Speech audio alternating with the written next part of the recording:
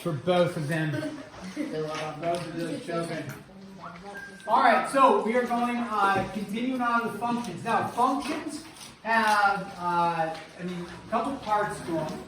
They are, one of the things that we talk a lot about with functions is inputs. Inputs, also known as your X. your horizontal value. Domain. Yeah, domain, very good. Outputs are your range, which what variable does that usually match to? Y. Now, when we deal with functions, I'm erasing some functions right there. F of x is a notational thing. It's the exact same thing as, what is f of x the same thing as? Y. Y. It's really important to note that, because then when you're struggling with function notation, you're like, oh yeah, it's the same thing as like y equals, rather than just f of x equals. Okay, you there? Yeah, I figured out 100%. Ah. 89. 89. Okay. Wow. Aren't you glad you took the time to do it correct? I'm glad for you. Maybe you're not glad. Are you glad? Yes, I'm glad. Okay, so when we talk about functions, you input a number and then you output a number. Okay, so you're inputting whatever your domain is, you're outputting whatever your range is. Okay, so then let's do this. We'll just jump into some examples. This is for 4.4, and this is functions and function rules. Some of you agree to disagree on that. Function rules. Functions rule. Maybe we should write it that way. Okay, so find the value. Call this number 1 here. You are given, now it doesn't always have to be f of x. It could actually be v of x. It could be a different variable, but v of x is the same thing as, if f of x is the same thing as y, what is v of x the same thing as? X. Y. V of x is the same thing as y. Okay? So what they are asking for is, for A, they want you to know, or not know, they want you to find out what is v of negative 3. So what they're asking you to do is, when you see v of negative 3, they're saying input negative 3, see what you get back out.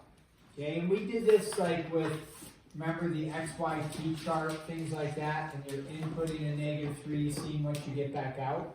So that's all you're doing here, and you can say, okay, if I have v of x, that's a notational thing, and I have v of negative 3, you're saying, wherever I see an x, what am I going to plug in? Negative 3. So therefore, wherever I see an x, what am I going to plug in? Negative 3. So negative 3 plus 1 squared. What's negative 3 plus 1? Negative 2. Is the negative in the parentheses? Yes, so negative 2 squared is going to be positive 4. Therefore, you inputted negative 3, what did you output? 4. So far, your domain was negative 3, your range was 4. Okay?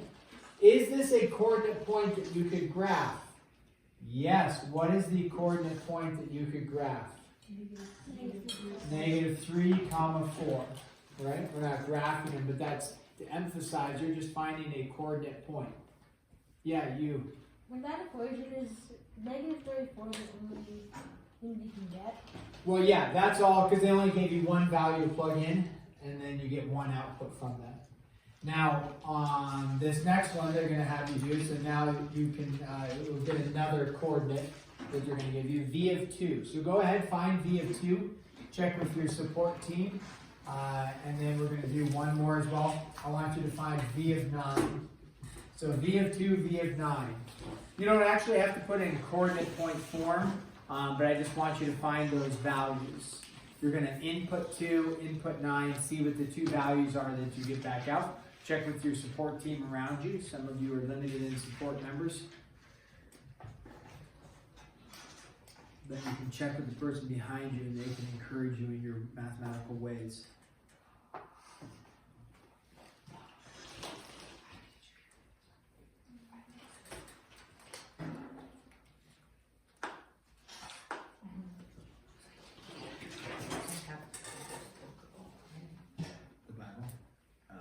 the second grade book. I still need to come up with something. I consider the Bible the Word of God, so I don't really consider it a book, I guess. Fair enough. Better than a book. Okay, so we should have V of 2 done, hopefully. If not, it means we need a little bit of work with this. And V of 9 should probably be close to being done with that as well. Unless you've been focused on something else. Okay? All right. You there in the back. Maximus. What did you get for V of 2? I got 9. 9. Okay? So we're going back to the original function right here. Maximus said x is 2. So wherever I see an x, what am I going to plug in? 2. So we're going to say 2 plus 1. Whoops. Squared. 2 plus 1 is 3. 3 squared is 9. It did not ask for the coordinate point, but I want to emphasize the coordinate point for this, if we were to graph it, would be what? 2, comma, 9. Okay? V of 9. Okay? Avery, what did you get for V of 9? I didn't get to that one. Oh, Abby, what did you get? 20. Ethan? 100. Okay? Mrs. 600 there. You did 10 times 2, right? Yeah. To give you 20. And so we see the error there, no problem. We say 10 squared is 100. Okay? Questions on those 3? Make sense about how to plug into a function? Okay? Notation is what really messes people up. Because if they were just looking at this as like y equals x plus 1 squared, it's a little bit easier for people to do it. And then when we do like an XYT chart and we say, oh, plug in 2, what do you get back out? That usually is a little easier for notation. What are you getting out for y? People get a little confused with like the v of x, but if you can just follow the rules and the pattern, that part shouldn't be too difficult, okay? Now, this says, write a set of ordered pairs. Write a set of ordered pairs. Now, did I not just, although I didn't do it on this last one, but for A and B, did I not just give you a set of ordered pairs? Right? An ordered pair, right? This is an ordered pair. It's a pair of numbers and it's in order. And you can graph an ordered pair or a coordinate point.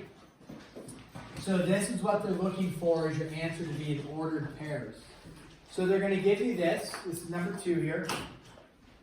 They're going to give you g of x equals negative 2x minus 3. And then they're going to state something like this. The domain is equal to negative 3, 0, and 2. Okay. So when they want a set of ordered pairs, they gave you 3 x values, 3 domain values, right? They give you 3 x's to plug in. How many y's am I going to get back out? If they give you 3 x's to plug in, how many y's am I going to get back out? 3. So how many ordered pairs am I going to have? How many ordered pairs? 3. Because you input an x, you output a y. So you're going to have 3. So this is asking actually the exact same thing, but they just don't put it in. Here they said like v of negative 3 equals what? Here they don't say g of negative 3, but that's what they're asking. They're saying plug in negative 3 for which value? Negative 3 goes in for x, because it is your what?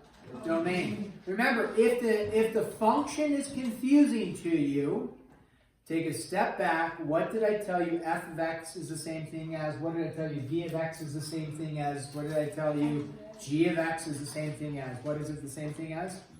Y. You are really just looking at this, okay?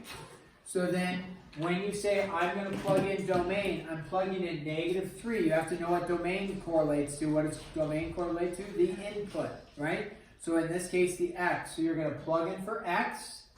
You're going to output. You're going to find out what y is. So what's the first number you're going to plug in for x? Negative 3. So if you want to look at it like this, that's fine. You can say, okay, the first number I'm plugging in for x is negative 3. And then you say, what do I get back out for y? So y is equal to negative 2 times negative 3 minus 3. What's a negative 2 times a negative 3? Positive 6, right? And a positive 6 minus 3. And if you need to show that step, that's fine. What's 6 minus 3? 3. So ordered pairs, coordinate points. They're asking, what are the ordered pairs? The ordered pair requires an x and it requires a y, or it requires an input and it requires an output. What did I plug in to the equation? I plugged in a, what number did I plug in? 3. Plugged in a negative 3. What did I get back out? 3. I got back out a 3. There's one of your ordered pairs. Okay? You could have also just read this as g of, what's the first number you're finding? G of negative 3. You could also write it like that, g of negative 3. You don't have to though. They're just looking for this ordered pair here. And then they're looking for your next two ordered pairs. What's your next two numbers you're going to plug in? You're going to plug in a 0, and then you're going to plug in a 2. So go ahead. Find the next two ordered pairs here, guys. I want 2 more ordered pairs. Plug in 0, plug in 2, check with your support team around you. If your support team is engaged in some other activity, such as a book called Lord of the Rings, maybe knock on their shoulder and say, please help me. What if your support team is annoying? I don't know what to tell you. What if it's a quick stack of paper until I die? And see how life is going. I think I'm gonna die first. Oh, yeah, they would be zero. The support team is missing. It has Caleb. He has my goal would be that they would help him. Oh, miss it also. How'd it go? Pretty good. Well, you got it He has Rhoda. Okay, here we go. Hopefully at least got the 0 one down. Again, this is the function. So if we want to stick with function notation, you're plugging in 0 for x. This is saying g of 0 is equal to negative 2 times 0 minus 3. So g of 0 is equal to negative 3, right? 0 minus 3. And so my coordinate point, I inputted, what's my input here? 0, and I outputted negative 3. Okay, I call this my, I call this the hand method or the finger method, and here it is. Sorry, there's a lot of stuff going on here. But if you have this equation, which we do, if you're inputting 0 for x, 0 times anything is 0. So you can just cover up and say, what does y equal? 3. Negative 3. So I call it the hand method because you can just cover that 2x up because it's just going to 0. And you just look at what you have left, which is negative 3 in this case. So you plugged in 0, you outputted negative 3. Good. This last one, we said g of 2.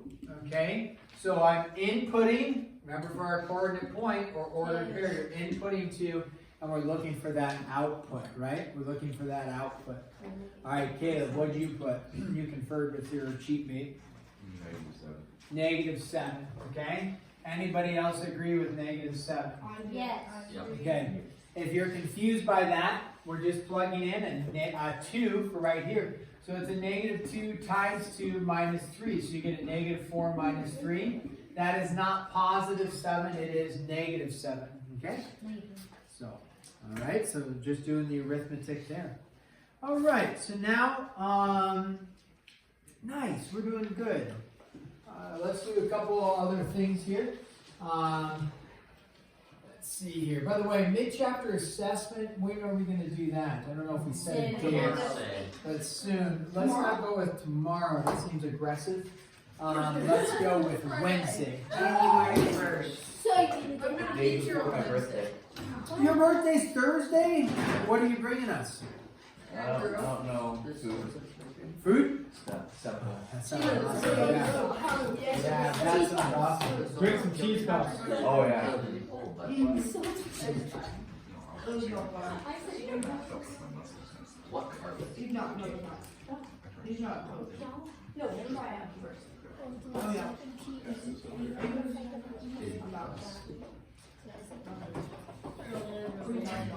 So, wait,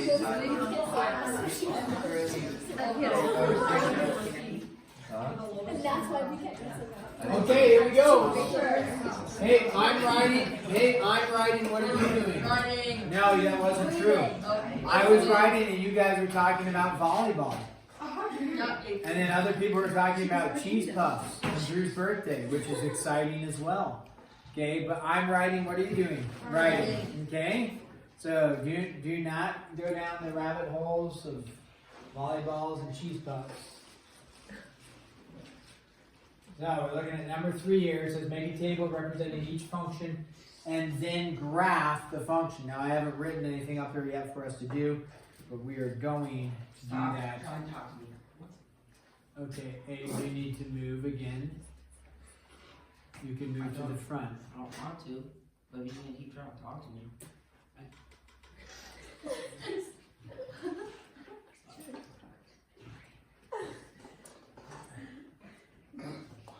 Okay, deep breaths, everybody. Everybody ready?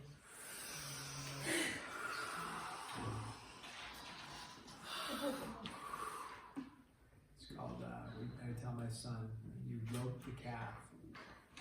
So when you're getting frustrated, instead of letting your emotions take over, so put it in terms that he understands, instead of saying control your emotions or take your thoughts captive, we say rope the calf, because he understands like the cowboy and rope.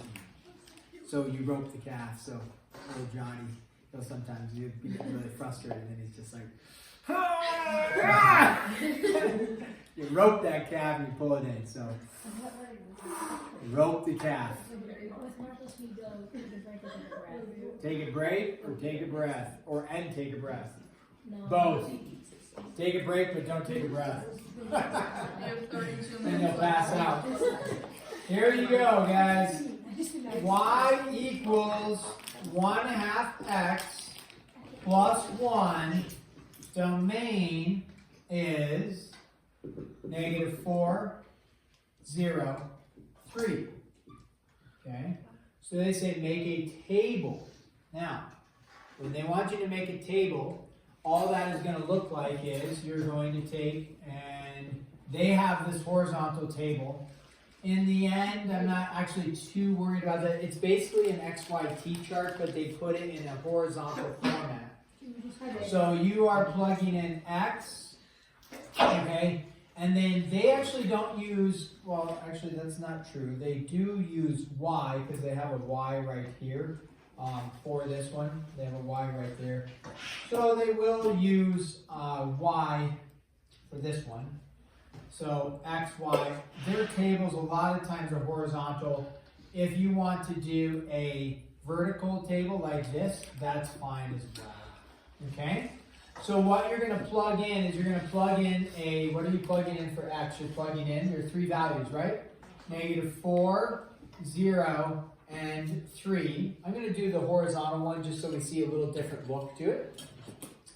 The question is, what do I get out for Y? So go ahead, find, this is now the third type of problem where we're doing the exact same thing. You're plugging in a -4, a 0, and a 3. What do you get out for Y? If you put this in decimal format as opposed to fractional format, that's actually not a bad thing because we're going to graph these.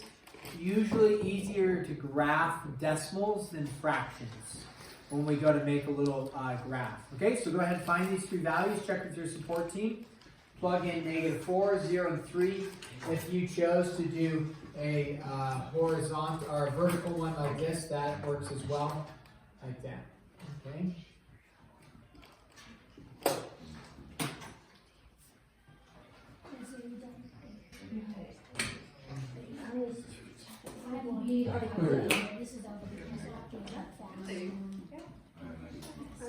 Oh, no, the first one I got. My one weakness in that is my biggest What? weakness.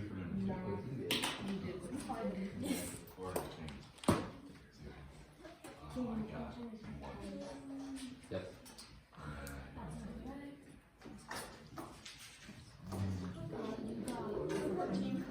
How?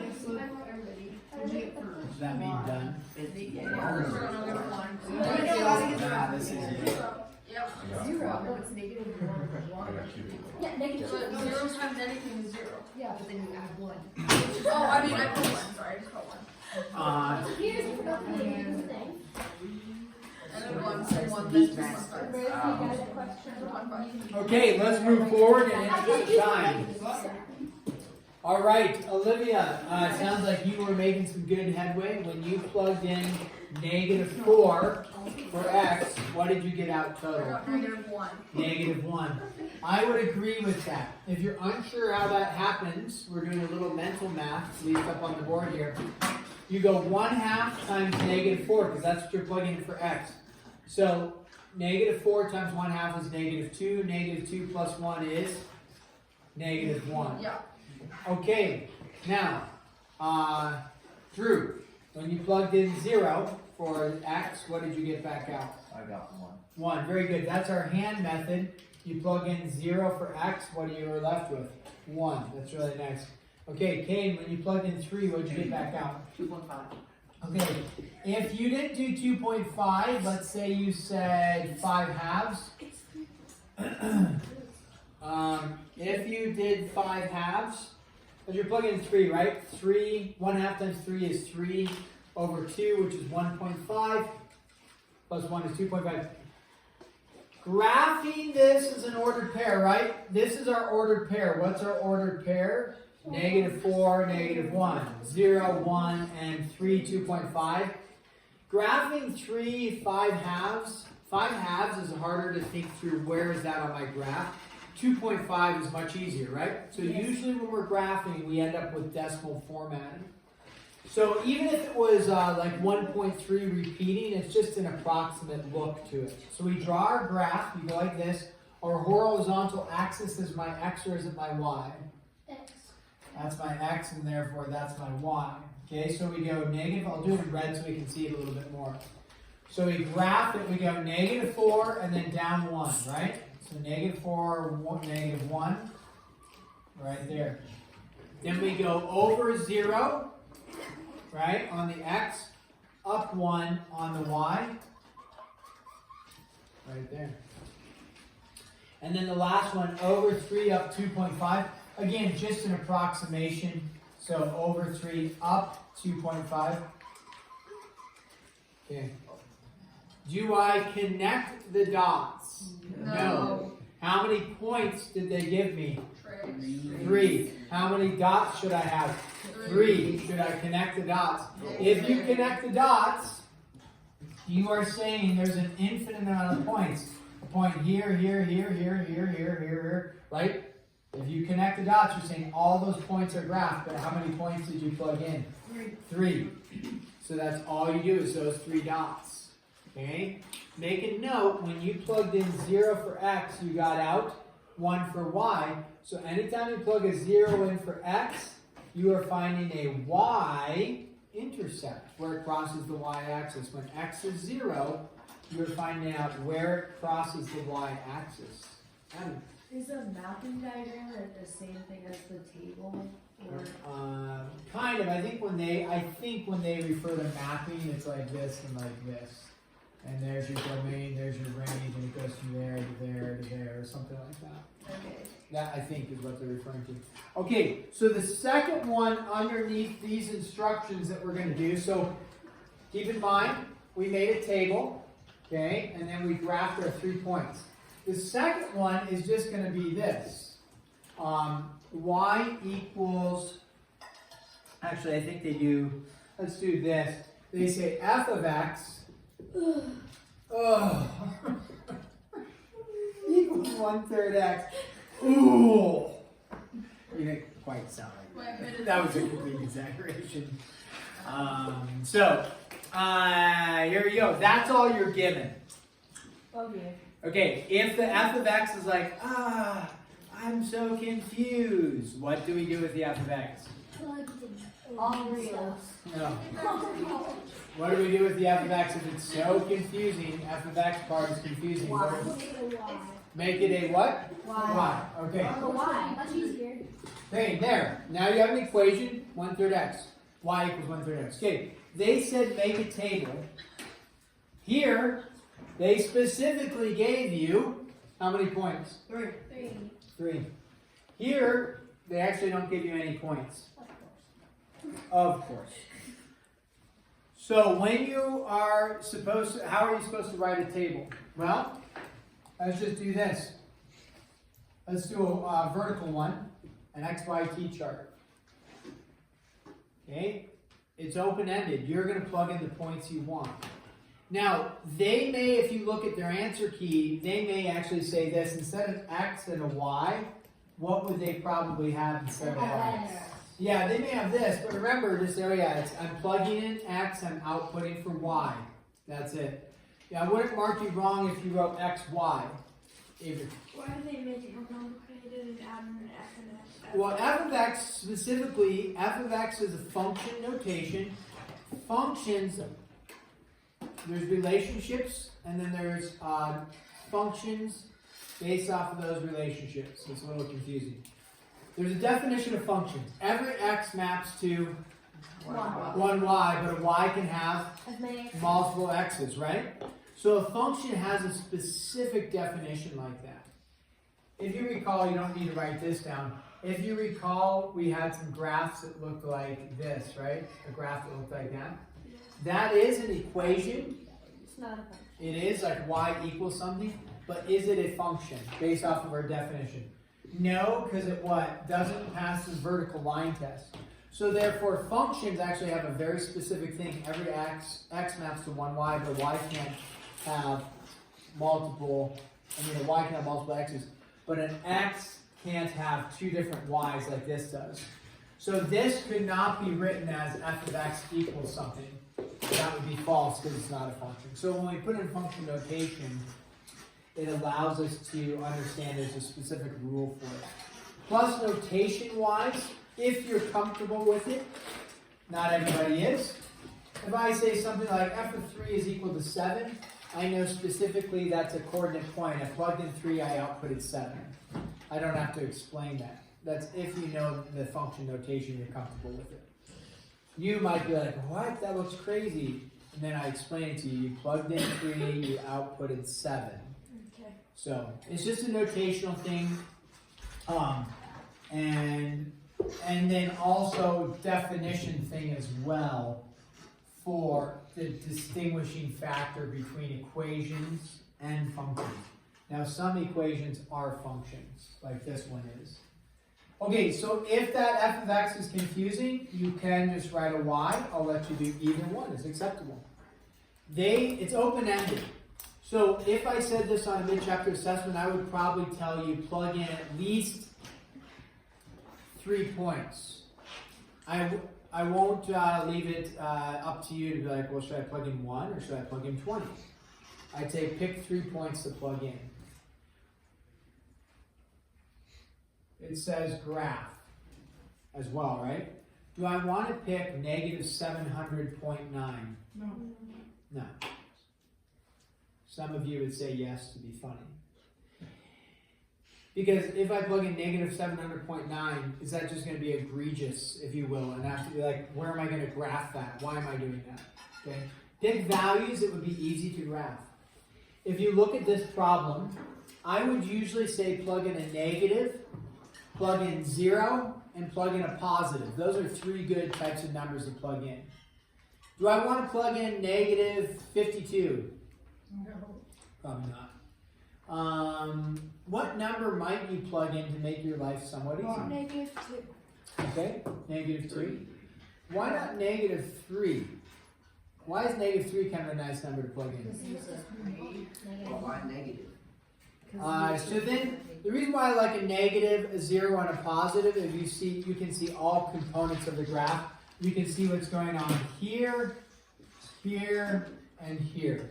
the negatives, the 0, and the positives. Why would I pick a negative 3? Because it's negative 1. Because it's divisible by 3. What's another negative you could plug in to make your life easy? Negative 6, negative 9. Could you do a negative 1? Absolutely. If you plug in negative 1, what do you get back out? 1/3 times negative 1 is negative 1/3. So you can, it doesn't matter. So I'm just picking a number that would be nice and give me integral values, right? Like nice whole numbers that are also negative are called integers. So if you plug in the negative 3, what do you get back out? 1/3 times a negative 3. What's 1/3 times a negative 3? 1. Negative 1, right? So 1/3 times a negative 3 is negative 1. Okay. Now, somebody said plug in negative 1. That's great. If you plug in negative 1, what do you get back out? Negative 1. Negative 1/3. What's the decimal for negative 1/3? Negative 0.3 repeating. We can graph that. I'll show you. Okay, very graphable. So that's fine. What happens when you plug in 0? Here's a nice one. If you plug in 0, you output 0. And then what's a positive number you could plug in? 3. It would be nice and easy. You're 4. 4, okay. You can plug in 4. What do you get if you plug in 4? You get out 4/3, which is approximately equal to 1.3 repeating. And actually, it's exactly 1.3 repeating. Okay, that's fine to do. What's another easy number to plug in for 6? Okay, if you input 6, what do you get back out? So if you put in a 6, you get out a 2. Just come up with 3 numbers, okay, that you're going to input. We have chosen 5 numbers to input, okay? I'm going to graph all 5 so that we can see what they look like, okay? So when we go to graph all 5, we go, okay, negative 3 as far as we want, and then we plug in a 4, 5, and a 6, okay? 2, 3, 4, 5, 1, 2, 3, 4, 5, like that. So you make a little graph like that. Probably on the mid-chapter assessment, I would give you 2 lines like that, already nice and straight to do, and then you would just graph. I might give you where it has the coordinate, I don't know what you call them, the lines, the lines, you know, where it's all mapped out on there. My mind's blanking out. So either way, though, you could do a sketch graph. So here's your ordered pair. You go negative 3 for the x, negative 1 for the y. So negative 3, negative 1. There you go. Now, if you chose negative 1, negative 0.3, you would just go negative 1 and then down a little ways. It's an approximation. You don't have to get too, like, you know, okay, so that's down, sure, a third. It's ish. You plug in 0, you output 0. You plugged in 4, you got out 1.3. So you plug in 4, and then 1.3 is going to be about like there. You plug in 6, you output 2. Okay? I'll probably just have you do 3 numbers, right? We chose 5 numbers. Now, in this, over here, how many numbers did they tell you to plug in? 3. So how many dots did I have? 3. How many numbers could I plug in here? As many as you want. Therefore, what should I do with my dots? Connect the dot. So, in that case, a nice straight edge would be beneficial. If you don't have a straight edge, you could use the side of your another pen or a calculator, right? If you don't have a nice straight edge to do a nice graph, because does this one make a nice line? Yeah, I mean, it's a sketch graph, so it's a little bit off, but it does make a...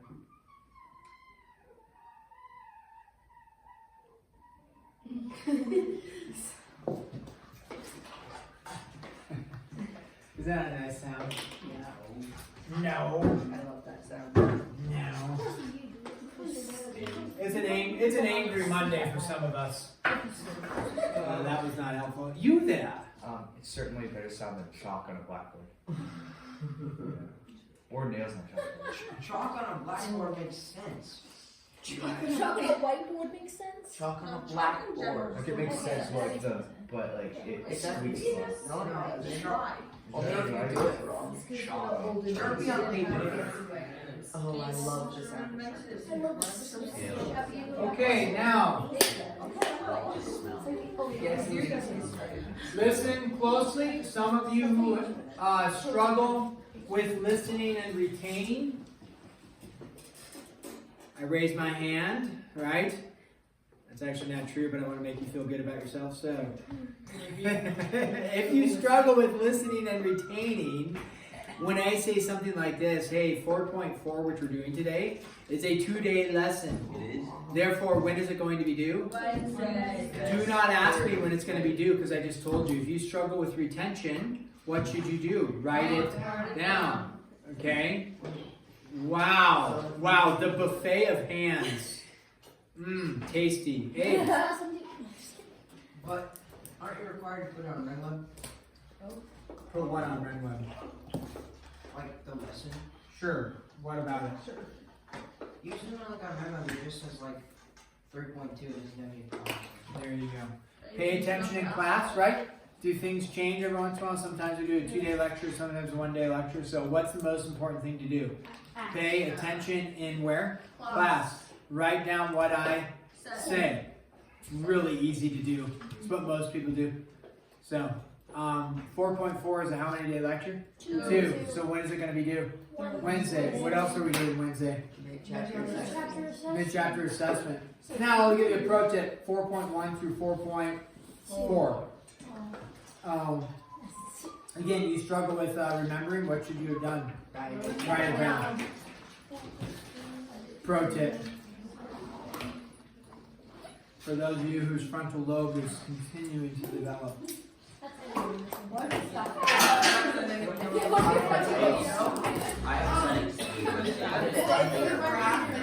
Hey guys, good question here, maybe.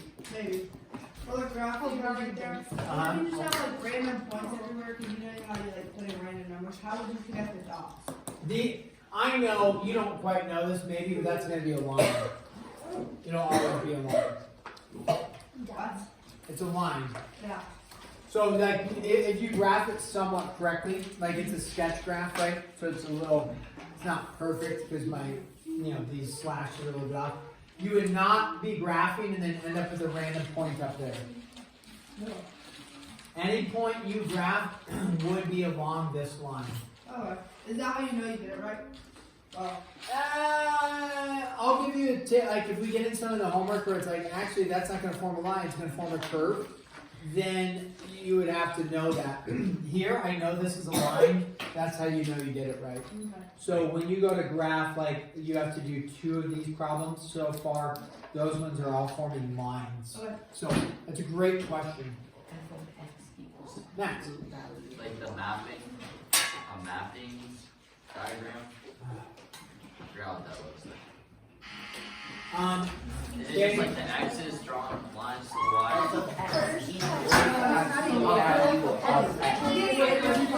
No, the absolute value of x. What would that look like? Okay. This one. Okay, guys, we will pick this up tomorrow. F of x. When is this due? Absolute value of x. Are you sure that was Wednesday. Scale of less than